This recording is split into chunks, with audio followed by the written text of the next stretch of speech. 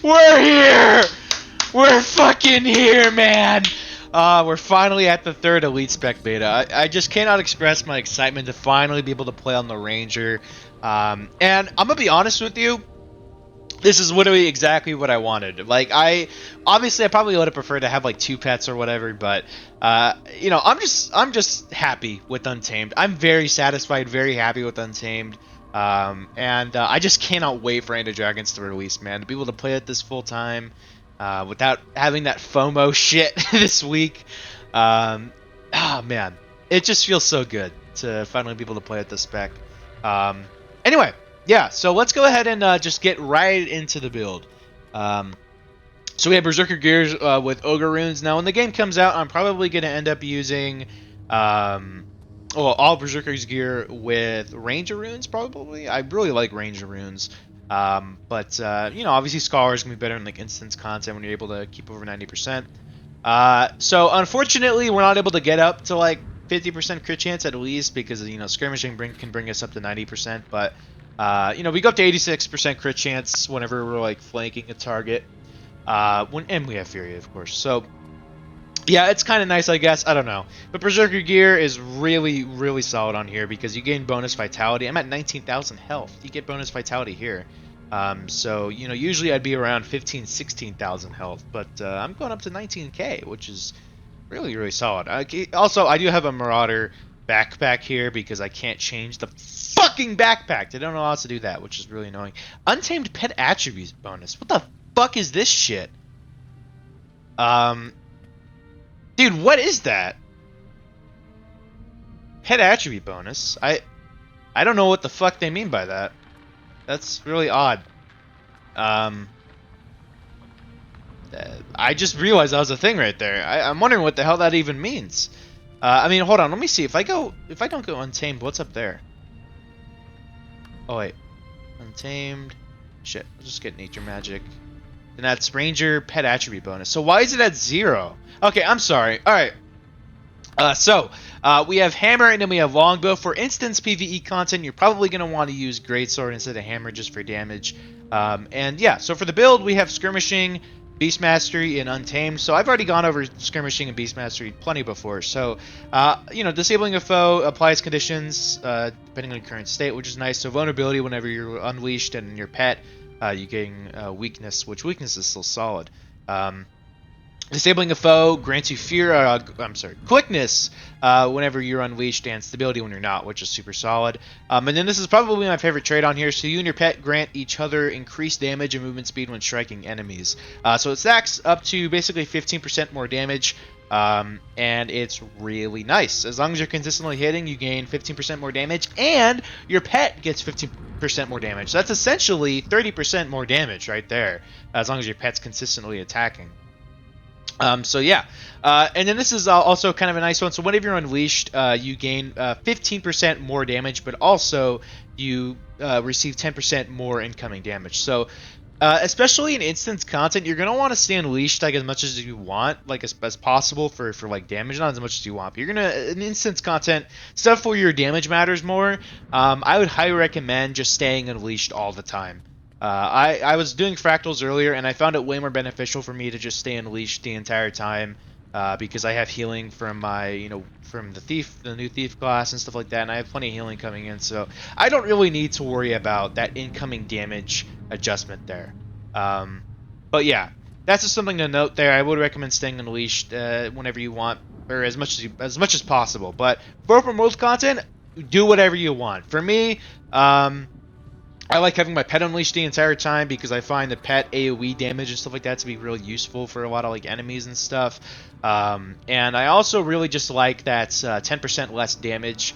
Because like I said, damage is not going to matter as much in open world as it would in like raids and strikes and all that kind of stuff. So you're going to notice probably the damage numbers are a little lower than they're probably going to be at launch. I have a feeling they're going to tune it up a little bit for PvE for launch. Or maybe give the pet like an attribute bonus, like have this skill count for the pet as well, because I don't think it currently counts for the pet. I mean, I could be wrong on that. 1,811. I mean, does the stat change at all? No stats change. So I don't really know. I don't think our I mean we don't have any stat changes at all, but I don't know. We'll see how that ends up going and seeing if that trait ends up working for pets. But yeah, so for utility skills, and pets, by the way, really you can kind of rock whatever. I have the red moa on the second because it has the harmonic cry ability, which we can go, tame ourselves, and then we can tame ourselves. Do harmonic cry, and then we get 6,500 heal there, which is nice. But that's just on swap. Rock Gazelle solid because it doesn't automatically use this charge skill anymore, which was really fucking annoying before. I hated that. That's why I never used the Rock Gazelles, because it would run 900 range away and then have to run all the way back to do damage. It's just the most annoying shit. So I'm glad you don't have to have that anymore. You can actually physically just apply the skills instead of having the pet automatically do it. And by the way, can you get rid of this sewer piss look on me, please? I hate having that whenever I pull out my weapon or whatever. I mean, this shit is just so fucking ugly. Get rid of that, please. It ruins fucking roleplay potential. Because, I mean, you have your fucking weapon out, and then you look like you're just covered in piss. And it's just really annoying looking. But anyway, yeah, so don't use whatever pet you want. Don't use a bear. Don't use, a spider, a devourer, a pig, or whatever. Those are fucking ass cheeks. You're going to want to use, a cat, a bird, maybe a drake for AoE damage. You're gonna, maybe a electric wyvern for CC, because that's gonna be an insane CC potential now that you can actually manually use your skills. Smoke skill's really solid, bristleback's really solid, Jacaranda's really solid, Iboga's fucking amazing, Rock Gazelle's amazing. One of my problems with the Jacaranda before is that the pet would auto cast Call Lightning on targets that were moving. And then the Call Lightning would just straight up not hit it. So you can get a target that's not moving, after they move a lot. And then you could get Call Lightning down on there. And it's really fucking awesome. I would recommend finding a pet that has a good auto attack. Because this one has a super good auto attack. 894 damage. And then the Rock Gazelle doesn't have a bad one either. 642 damage. But yeah. Interestingly enough, this actually has a number of targets won. For some reason, I don't really know why. Usually on the pets, when it doesn't hit multiple targets, it doesn't even have number of targets. I don't really know why it does that on here. But anyway, yeah, so open world kind of stuff. I would just kind of keep, whatever. I'd keep your pet unleashed, because it's probably just better to do that, because you're getting, you receive a lot less damage. Another couple traits that I would worth going for is Restorative Strikes. This is fantastic in the open world just for consistency because, healing 10% of the strike damage you do is really strong. That's super awesome. I love that. And also Fervent Force is cool too. But I would recommend going Ferocious Symbiosis there. Super solid. Or Symbiosis? I don't really know. Anyway, let's go ahead and actually just take a look at how this does against certain enemies down here. And we're going to go over here. There's a lot of enemies right over here. Let's see if this one's glitched out. Is this... Okay, good. It's not. It doesn't have the Soul Beast glitch right now. But yeah, solid damage. Solid damage. You could do this and you could Daze a Foe. And you could do these two skills are pretty heavy damage. Which is kind of nice to have. And like I said, if you want to, up to you. You could just stay... you could stay unleashed on your pet the entire time. Like I said, when you're doing instance content, though, it's probably best if you stay unleashed the entire time, because you're going to get damage bonus, big time from this. And your weapon skills are going to change on the hammer to be way more offensive. You can see that huge damage increase there. So, yeah. It's super solid. Even made it so it queues up so it doesn't use it right away, the pet skills. And as you can see, the damage on here is really cool. I really like the damage on here. We also have Exploding Spores. I actually forgot to go over the utility skills. That's my bad. So let's get rid of these guys, and then I'll go ahead and do that. Ooh. Fucking hell, these guys do a lot of damage. Ooh, I might die. So let's go into that defense toggle CMC was talking about. And we'll get rid of this pet, and then I'll talk about utility skills and what you could use real quick. And then let's have our pet return back. That enemy might come along. Oh, that fucking rock dog. No, you dumbass pet! Ah, fuck! Damn it, my bad. Okay. Let's... God damn it. Alright, there we go. A lot of AoE damage there. Super solid.